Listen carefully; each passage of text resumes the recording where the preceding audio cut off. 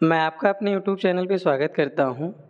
Previous वाली video में हम लोगों ने डीएनए फिंगरप्रिंटिंग के बारे में पढ़ा था। इसके अलावा जो in search of genetic material इसके अलग अलग जो एक्सपेरिमेंट है उसके बारे में हम लोगों ने अध्ययन किया था। आज मैं आपको बताऊंगा सेल साइकिल के बारे में, जिसमें आप सेल डिवीज़न को पढ़ते हैं। आप जानते हैं कि जो सेल डिवीज़न होता है वो 3 तरीके का होता है, जिसमें आप एमाइटोसिस, माइटोसिस और मियोसिस 3 तरीके का सेल डिवीज़न आप पढ़ते हैं। और सेल डिवीज़न पढ़ने से पहले आप अध्ययन करते हैं सेल साइकिल के बारे में। और आप जानते हैं कि जो सेल साइकिल होती है वो किस तरीके से रन करती है और किस तरीके से एक सेल से 2 सेल का फॉर्मेशन होता है। अलग अलग टाइप की जो सेल्स होती हैं उसमें जो डिवीज़न होता है उसमें भी अलग अलग तरीके का डिवीज़न हमको देखने को मिलता है।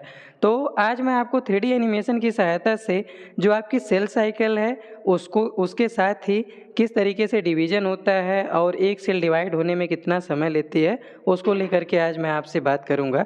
तो चलिए आते हैं 3D वीडियो पे। बताता हूँ, ध्यान रखिएगा कि जो सेल साइकिल होती है, ध्यान से सुनिएगा। जो सेल साइकिल होती है, सेल साइकिल को हम कई भागों में बांट के पढ़ते हैं। जैसे आप जानते हैं कि जो सेल साइकिल होती है उसमें G1, S, G2 and M phase होता है। G1 फेज में आप जानते हैं कि जो G1 phase, G1, S, G2 और M फेज है।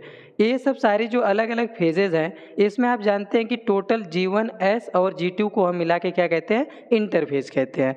इंटरफेज में कौन कौन सी फेजेज आएंगी, G1, S और G2। यानी जो G1 फेज है, G1, S और G2 ये तीनों मिलाकर के किस फेज के अंतर्गत आती हैं, इंटरफेज के अंतर्गत।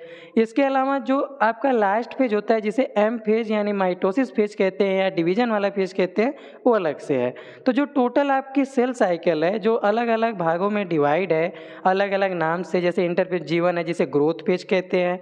फिर इसके बाद जो दूसरा है आपका एस, जिसे हम किस नाम से जानते हैं, सिंथेटिक फेज के नाम से जानते हैं। तो आप जानते हैं कि हमारे शरीर में अलग अलग तरीके की सेल्स होती है, जैसे मसल सेल है, नर्व सेल है। इसके अलावा जो जिनसे आपके गोनेट्स का निर्माण होना है, यानी जो स्पर्म सेल है और जिनसे स्पर्म का निर्माण होना है और जिनसे एग का निर्माण होना है।